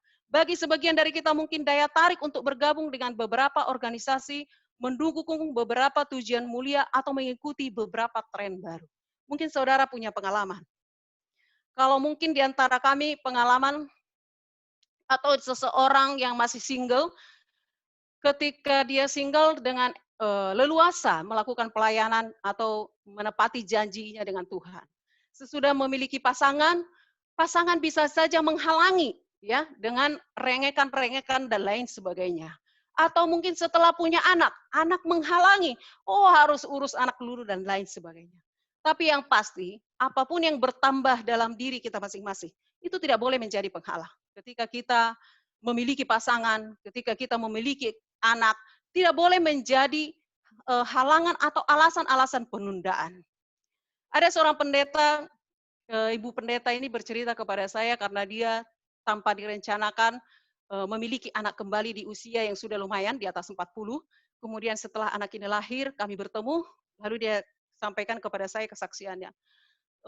Walaupun saya melahirkan lagi di usia yang sudah lumayan, tapi ketika anak ini lahir, saya bertambah semangat melayani Tuhan. Saya bertambah semangat melawat. Dalam hati saya, hebat sekali ibu pendeta ini, gitu ya. Jadi tidak menjadi alasan atau penundaan dan lain sebagainya, hal-hal yang ada di sekelilingnya. Selama berabad-abad banyak tokoh karismatik memanggil murid-murid untuk diri mereka sendiri yang disebut Kristus mengembangkan pengikut kultus atau pemujaan. Dan bintang pop menarik pengikut besar. Namun di tengah hiruk-pikuk ini ada suara yang menuntut didengar. Panggilan untuk pemuritan. Banyak yang memilih untuk mengabaikan undangan untuk mengikutinya, tetapi itu terus berjalan seperti yang terjadi lebih dari 2000 tahun yang lalu. Yesus mengajak pria dan secara khusus wanita yang ada di jemaat Ciracas untuk menjadi murid sejati. Ada undangan yang spesial dan khusus bagi kita dengan kata-kata, ikutlah aku. Pengalaman Simon Petrus dan saudaranya Andreas. Saudara boleh baca dalam Matius 4 ayat 18 sampai 20. Nanti boleh dibuka ya. Menggambarkan panggilan pertama untuk pemuritan. Yesus menemukan mereka sedang memancing di sepanjang pantai Galilea dan berkata, ikutlah aku. Dan aku akan menjadikanmu penjala manusia. Matius mengatakan kepada kita bahwa mereka segera meninggalkan jala mereka dan mengikuti dia. Respons yang cepat ini diulang dalam panggilan kepada Yakobus dan saudaranya Yohanes. Mereka segera meninggalkan perahu. Mereka dan ayah mereka dan mengikuti Yesus tanpa ragu-ragu. Meninggalkan perahu mereka, meninggalkan ayah mereka. Tapi ini dalam kasus tertentu, tidak semua kasus ya. Mereka meninggalkan pekerjaan, harta benda, dan keluarga. Jadi ketika mereka ada mendapatkan panggilan, responnya cepat. Dan setiap masing-masing orang mungkin akan berbeda. Panggilan untuk pemuritan tidak memiliki ruang untuk keraguan atau kebimbangan dan menuntut tindakan segera. Tidak ada ruang keraguan. Tidak ada kebimbangan, ya, segera. Mereka segera meninggalkan semuanya karena dipanggil untuk mengikuti rabi adalah kehormatan tertinggi. Para nelayan ini belum menunjukkan cukup banyak janji intelektual. Ini sama banget dengan saya, persis ya. Tidak banyak janji intelektual, tidak punya tendensi spiritual untuk diterima menjadi magang rabi-rabi lainnya. Mereka mengerti maksud Yesus sekarang. Anda layak menjadi muridku, menjadi rabi seperti aku, untuk meneruskan pelayanan aku dalam namaku ketika aku pergi. Mesias memanggil umatnya ke dalam hubungan perjanjian yang baru dengannya. Panggilan untuk pemuritan berasal dari Tuhan, bukan dari manusia. Bukan dari pendeta Sihombing, bukan dari koordinator pemuritan, tetapi dari Tuhan. Kristus memanggil pria dan wanita untuk menyangkal diri mereka, mengambil salib mereka, dan mengikuti Dia. Undangan untuk pemuritan adalah panggilan untuk penurutan. Yesus memanggil, kita menanggapi. Ya, jangan seperti anak-anak sekarang, kalau dipanggil nggak ditanggap-tanggapi. Tapi kita harus tetap, Yesus memanggil, kita harus tanggapi. Jangan harus sampai naik tonnya dulu baru, oh iya Ma, ada jawaban. Ya. Kemudian aspek pemuritan yang kedua adalah nilai atau harga pemuritan. Ayat 57 dalam kasus yang pertama. Kita baca dalam Alkitab kita dalam Lukas 9 ayat 57. Kita melihat Yesus dan murid-muridnya berjalan di sepanjang jalan, di mana mereka bertemu dengan seseorang yang secara sukarela mengikuti Yesus sebagai seorang murid. Tuhan, aku akan mengikuti engkau kemanapun engkau pergi. Dia berjanji dengan dorongan yang tidak dimengerti. Yesus tidak meminta pria itu untuk mengikuti dia.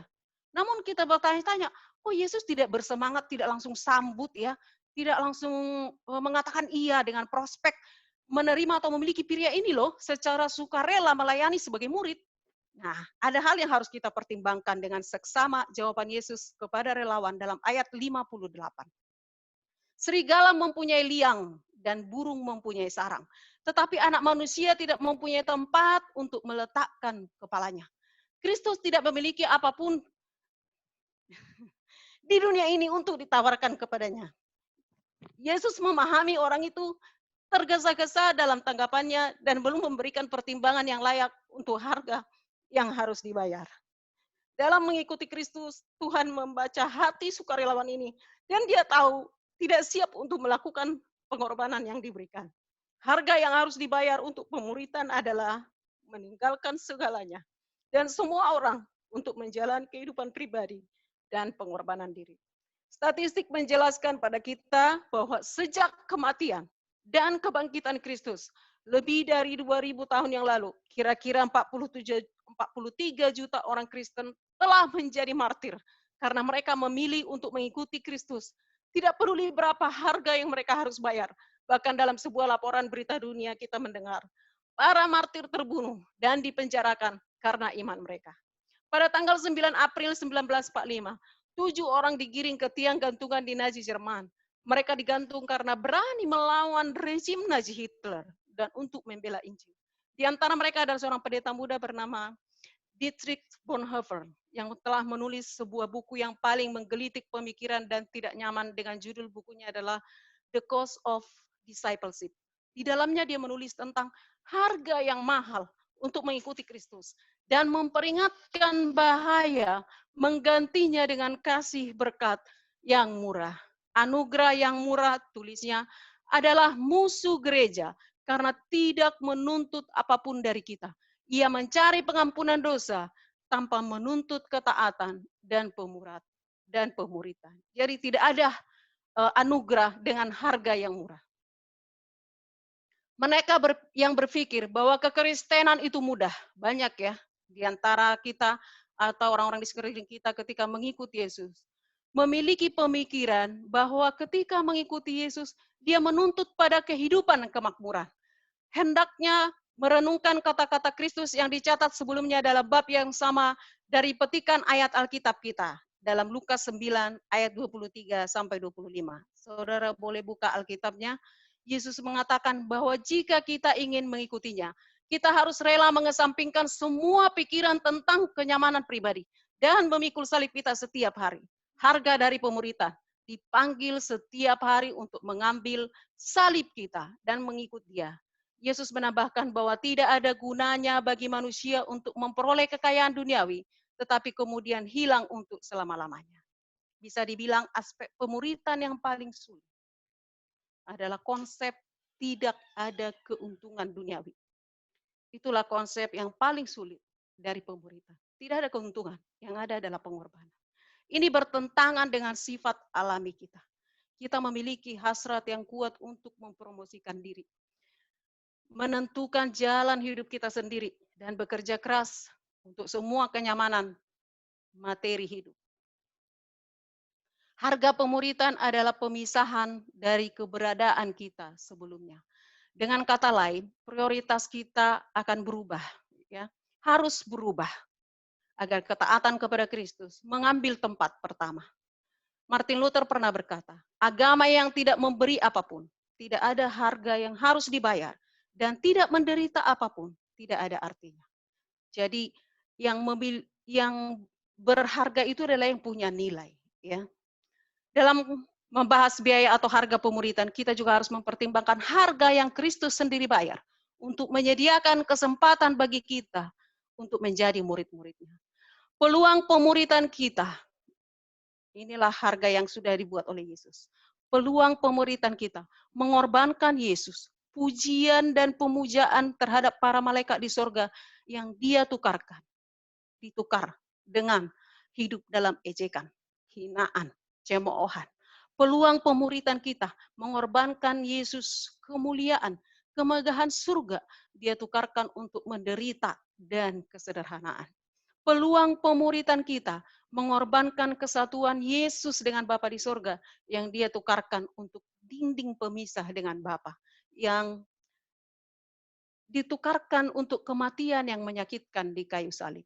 Yesus mengasihi yang terhilang dan bersedia membayar biaya dosa untuk menebus kita. Itulah berapa besar nilai yang Dia tempatkan kepada kita. Aspek yang terakhir, yang ketiga, adalah konsekuensi pemuritan. Dalam kasus yang kedua, dalam ayat yang ke-59, perjumpaan kedua adalah dengan calon murid yang menerima perintah, ikut aku.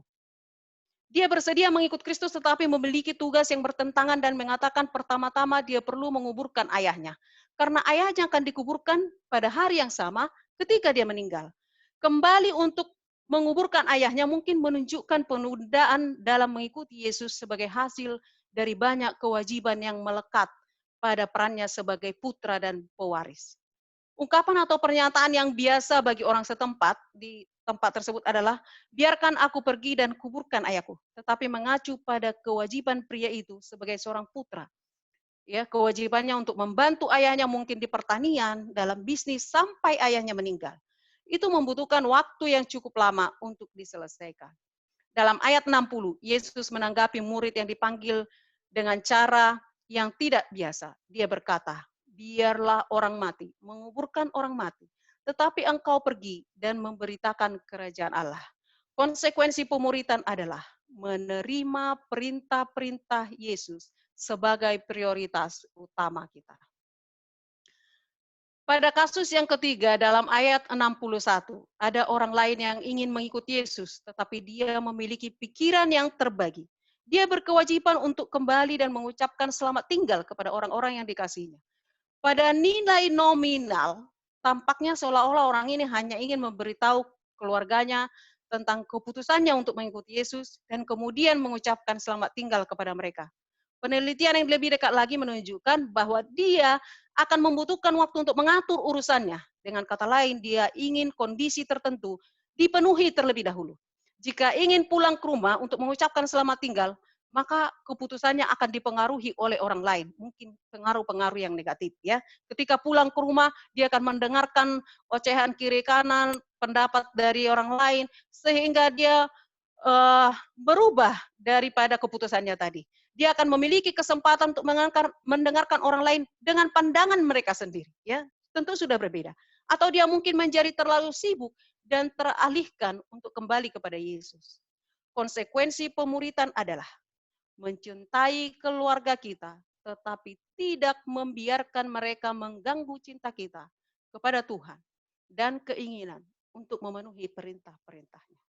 Banyak orang memiliki keinginan untuk mengikuti Kristus, tetapi ada banyak halangan untuk melakukannya, sehingga mereka tidak pernah benar-benar mengatasinya. Betapapun masuk akal alasannya mungkin karena tidak segera mengikuti Yesus. seseorang atau sesuatu dianggap lebih penting daripada Kristus. Sebagai hasilnya kita memberitahu Tuhan bahwa kita akan mengikuti Dia. Aku akan mengikuti Engkau Tuhan. Kemudian kita menambahkan tapi, atau kita mungkin menawarkan diri untuk mengikut Dia, tetapi perlu melakukan sesuatu yang lebih utama dulu. Banyak yang dipanggil menanggapi dengan janji untuk mengikuti Yesus, tetapi hanya sedikit yang jujur pada janji itu. Kita mungkin memiliki keinginan untuk berpegang pada janji kita, ya. Biasanya ada seperti itu seruan dalam diri. Oh iya, saya akan begini. Tetapi kita sering dialihkan dari arah itu oleh arus kehidupan yang kuat. Fokus kita jadi tidak satu lagi. Siapa dari kita yang belum membuat janji dan tetap berniat untuk mempertahankannya, sehingga kita tetap berada dalam alasan-alasan yang disebutkan tadi. Banyak orang Kristen yang beralih dari kepercayaan lain telah hilang karena anggota keluarga menggunakan tekanan emosional untuk menghalangi mereka mengikuti Kristus. Alkitab jelas dalam hal ini mengatakan, kita harus taat kepada Tuhan daripada manusia. Banyak perkataan Yesus didengar yang sulit didengar karena mereka selalu menuntut banyak dari para pendengarnya. Ya, sehingga terhalang untuk mendengarkan perkataan Yesus. Yesus selalu meminta kita semua dan semua yang kita miliki. Tidak ada setengah ukuran. Seandainya atau tetapi. Cukup sering kita diminta untuk memberi lebih dari yang kita mau lepaskan. Kita masih tetap pada Lukas 9. Kita kembali ke Matius 19 ayat 16 sampai 22. Saudara boleh baca di rumah masing-masing. Sewaktu kita membaca kisah tentang pengusaha muda yang kaya. Kita tahu ceritanya ya, bagaimana dia berkata kepada Yesus, Guru, hal apakah yang harus kuperbuat untuk memperoleh hidup yang kekal, dan jawabannya dan seterusnya. Saya singkatkan. Di ayat 22. Rasul Matius melanjutkan dengan memberitahu kita jawaban tragis pria itu terhadap panggilan anugerah ini. Di ayat 22, ketika orang muda itu mendengar perkataan itu, pergilah ia dengan sedih, sebab banyak hartanya. Kita melihat dalam kisah ini banyak bahwa patuh pada hukum namun tidak mengikuti Yesus adalah dua kemungkinan yang berbeda. Konsekuensi pemuritan adalah patuh pada hukum tetapi selalu melakukannya bersama Kristus. Kembali ke Lukas 9 dalam ayat 62, Yesus menyesuaikan pepatah umum hari itu untuk menyampaikan kebenaran rohani yang dalam. Kita perlu mendengarkannya dengan seksama. Katanya, tidak seorang pun setelah meletakkan tangannya pada bajak dan melihat ke belakang, cocok untuk kerajaan Allah. Apakah artinya meletakkan tangan Anda ke bajak? Perumpamaan ini berarti melakukan suatu bentuk usaha atau mengambil tugas atau tanggung jawab. Ini juga menyiratkan bahwa jika kita ingin sukses dalam usaha ini, kita harus selalu melihat ke depan dan tidak pernah melihat ke belakang. Mungkin ada saat ketika kita melihat ke belakang, ketika kita melihat ada penyesalan. Aduh, kenapa ya saya buat janji ini? Ada penyesalan atas hal-hal yang telah kita lakukan dan berharap bahwa kita tidak melakukannya. Dalam arti spiritual, kita perlu menerima pemuritan dengan sepenuh hati dan tidak pernah melihat ke belakang dengan penyesalan atas hal-hal yang telah kita lakukan dan berharap bahwa kita tidak melakukannya. Dalam arti spiritual, kita perlu menerima pemuritan dengan sepenuh hati dan tidak pernah melihat ke belakang dengan penyesalan. Dalam mengomentari ketidaktegasan ini antara bergerak maju dan menoleh ke belakang, Yakobus menulis, orang yang mendua hati tidak akan tenang hidupnya. Dengan cara yang sama, jika kita datang kepada Kristus dengan semua keinginan duniawi kita dan tidak mau menyerahkan hal-hal yang mencegah Tuhan menjadi prioritas pertama kita, kita tidak cocok untuk kerajaan Allah. Kita harus tetap fokus untuk bergerak maju dan membiarkan Tuhan memimpin kita, bukan dalam memandang ke belakang kepada keluarga, teman, dan kesenangan duniawi. Seorang pengkhotbah besar berkata, mempercayai Tuhan menuntut pada keselamatan. Tidak percaya berarti tidak diselamatkan olehnya. Konsekuensi pemuritan adalah kemungkinan untuk melihat ke belakang, kehilangan pandangan Yesus, lupa untuk percaya kepadanya, dan kehilangan keselamatan kita. Saat ini kita telah melihat bahwa pemuritan yang sejati menuntut kita Yang pertama, untuk menjawab panggilan Yesus dengan tegas dan sukarela, karena tidak ada ruang untuk penundaan. Yang kedua, untuk membuat hubungan dengan Tuhan prioritas utama kita.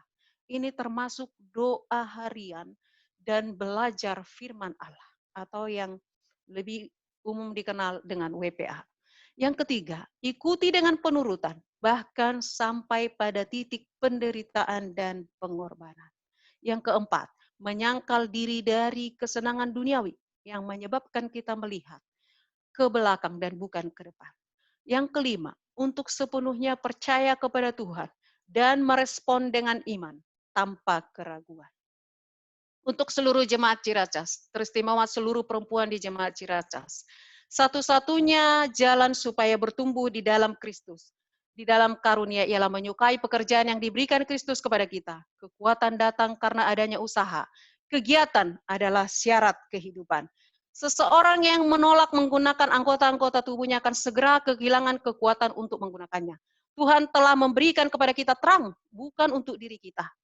Bukan untuk diri kita saja, tetapi juga untuk diberikan kepada orang lain. Kasih Kristus yang telah dinyatakan kepada kita membuat kita berhutang kepada orang-orang yang belum mengenal Dia. Kita semua perempuan Ciracas dapat memberikan bantuan berupa harta, simpati, dan doa-doa.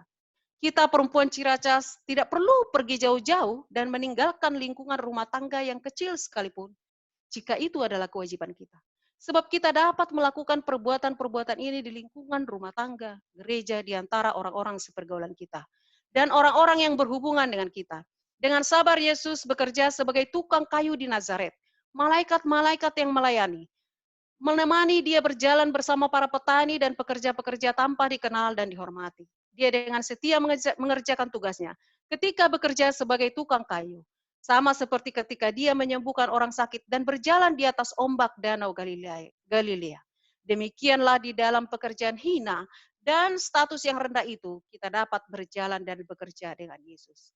Banyak orang yang tulus dan hidup bagi Allah, ingin hidup bagi Allah, disesatkan dan ditipu oleh iblis dengan cara menarik perhatian baik pria dan wanita dengan hanya memikir-mikirkan diri, kesalahan-kesalahan sendiri, ketidaksempurnaan. Itu cara penyesatan. Atau sebaliknya, kita lebih sibuk melihat kesalahan-kesalahan orang lain, keluh kesah kehidupan. Kita lebih disesatkan atas kebimbangan, duka. Semua itu menceraikan kita dari Kristus. Semua ini memalingkan jiwa dari sumber kekuatan kita. Seluruh perempuan di jemaat Ciracas, jangan kita menjadikan diri kita pusat segalanya. Dan selalu cemas apakah kita selamat atau tidak. Serahkanlah pemeliharaan jiwamu kepada Allah dan berharaplah kepadanya. Berbicaralah dan berpikirlah mengenai Yesus. Biarlah dirimu lebur di dalam Dia. Perempuan di jemaat Ciracas, buanglah segala kebimbangan, enyahkan segala kekhawatiran. Untuk seluruh perempuan di jemaat Ciracas, tinggallah di dalam Kristus. Dia dapat menjaga apa yang telah Anda serahkan kepadanya. Seluruh perempuan di jemaat Ciracas, waspadalah dalam doa, supaya jangan ada sesuatu yang membujuk kita untuk memilih tuan yang lain.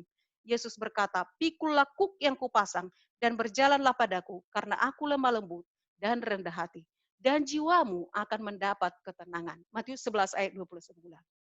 Perempuan di jemaat Ciracas, marilah kita menetapkan arah pandang kita kepada Kristus. Tidak ada yang dapat merampas kita dari tangannya. Meskipun hidup tidak pasti, satu hal ini sudah pasti. Apapun yang kita kumpulkan dan apapun keuntungan duniawi ini, kita bekerja sangat keras karena tidak akan bertahan lama. Itu adalah kegiatan kita. Bekerja keras. Itu semua hanyalah sementara dan tidak akan memiliki nilai dalam kekekalan. Itu semua akan lenyap seperti kabut sebelum matahari terbit. Kontras yang mencolok adalah apa yang Yesus tawarkan kepada kita. Kehidupan abadi di sorga dan di bumi yang diciptakan kembali. Kita akan hidup di sepanjang masa tanpa henti dengan Tuhan kita lebih berharga dari apapun yang dunia ini dapat tawarkan kepada kita. Sebagai kesimpulan, mari kita periksa kehidupan kita hari ini dan ajukan pertanyaan ini kepada diri kita sendiri. Yang pertama, kenyamanan atau harta apa yang saya tempatkan terlebih dahulu daripada Tuhan dalam hidup saya? Pertanyaan yang kedua, hubungan apa yang lebih penting bagi saya daripada hubungan saya dengan Kristus? Yang ketiga, siapa atau apa yang saya andalkan dalam hidup saya untuk keamanan dan kesejahteraan. Seluruh perempuan di Jemaat Ciracas, kita perlu mempercayai Yesus karena tidak ada cara lain untuk menjadi murid terkasih. Seluruh perempuan di Jemaat Ciracas, kita telah diberkati dengan kebenaran kekal dan pesan yang luar biasa untuk diberikan kepada dunia yang menunggu dan panggilan oleh Yesus. Ikut aku. Masih relevan bagi kita masing-masing dewasa ini. Ada miliaran orang menunggu untuk mendengar kabar baik di sekitar Anda. Maukah kita, maukah seluruh perempuan di Jemaat Ciracas meluaskan diri Anda, menyerahkan kenyamanan Anda, mengorbankan semuanya dan menjadikan murid bagi Tuhan. Tiap langkah seluruh perempuan Jemaat Ciracas dituntun oleh Tuhan. Tiap langkah seluruh Jemaat Ciracas, pria dan wanita, diatur oleh Tuhan. Tuhan memberkati Anda seluruh Jemaat Ciracas, memberkati kita semua khususnya seluruh perempuan Jemaat Ciracas.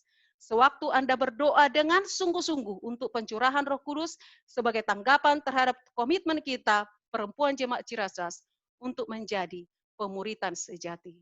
Selamat Hari Kartini, Tuhan memberkati kita.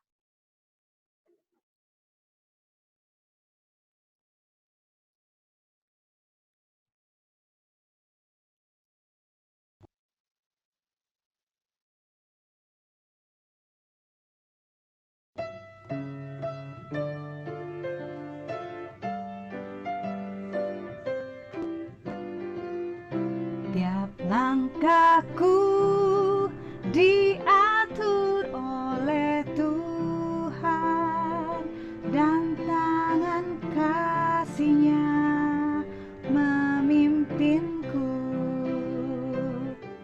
Di tengah badai dunia menakutkan,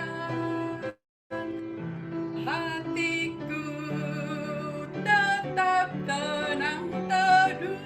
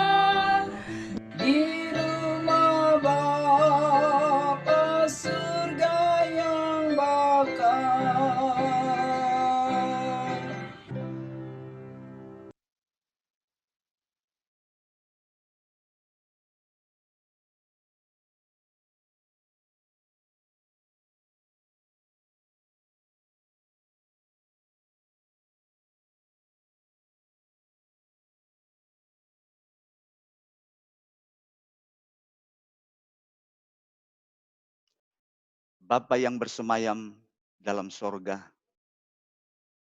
kami puji dan muliakan nama-Mu ya Allah. Oleh karena firman-Mu yang telah berkumandang melalui tuntunan Roh Kudus kepada kami, betapa kami harus mengerti bagaimana kami menjadi seorang murid yang sejati, murid Yesus.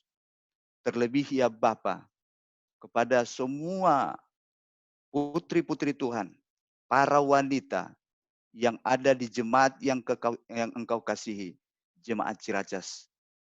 Terima kasih Tuhan, kami telah melihat betapa berharga menjadi seorang murid Yesus. Karena Tuhan telah memberikan teladan buat kami. Engkau tinggalkan segalanya, kehormatanmu, kemuliaanmu di sorga. Turun ke dunia ini, menderita hina. Bahkan dia Tuhan, nyawamu pun dikorbankan untuk menjadikan kami menjadi anak-anak Tuhan, menjadi murid Yesus, menjadi mitra kerja Tuhan di muka bumi ini.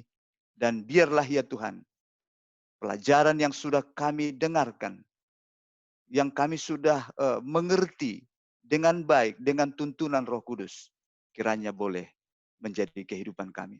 Kalaulah Tuhan di waktu yang lalu ada kehidupan kami, cara-cara kehidupan kami sebagai seorang murid Yesus yang belum berkenan, belum membuat Tuhan yang pertama dan terutama dalam hidup kami. Ya Tuhan, ampuni kami. Kami mau membuat janji yang baru di hadapan Tuhan di hari Sabat yang kudus ini. Ya Allah kami, hamba-Mu juga berdoa buat Ibu Pendeta Sihombing yang telah Tuhan pakai berbicara melalui Yesus Kristus dari firman-Mu. Biarlah Tuhan akan terus-menerus memberkati dia, menuntun dia, memberikan hikmat yang berlipat ganda di waktu-waktu yang akan datang, sehingga dia dapat menyuarakan suara Tuhan lewat firman-Mu yang dibutuhkan kepada kami saat ini. Terima kasih Tuhan.